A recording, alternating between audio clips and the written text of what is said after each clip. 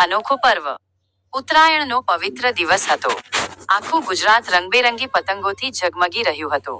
છત પરથી છત પર લોકો કાયપો છે ના નારા લગાવી રહ્યા હતા. ખુશી અને ઉત્સાહ હવામાં તરતો હતો. એ જ સમયે અચાનક જમીન હળવેથી કંપવા લાગી.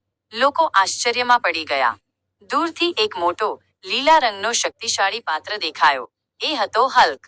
હલ્કે આજુબાજુ જોયું અને બોલ્યો, બધા ખુશ કેમ છે?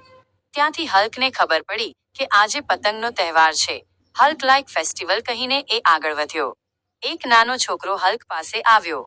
તેના હાથમાં રંગીન પતંગ હતી. એ બોલ્યો, હલ્ક ભાઈ, તમે પતંગ ચગાવશો? હલ્ક થોડી ક્ષણ વિચારમાં પડ્યો.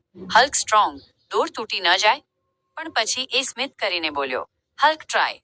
હલ્કે ખૂબ જ સાવધાનીથી દોર પકડી. પતંગ ધીમે ધીમે આકાશમાં ઊંચી ચડવા લાગી. થોડી જ વારમાં હલ્કની પતંગ બધાથી ઉપર પહોંચી ગઈ. લોકો ખુશીથી ચીસો પાડવા લાગ્યા. કાયપો છે! હલ્કે પણ જોરથી કહ્યું, હલ્ક કાયપો! અને આખું મેદાન હાસ્યથી ગુંજી ઉઠ્યું. પતંગ પછી હલ્કને ભૂખ લાગી.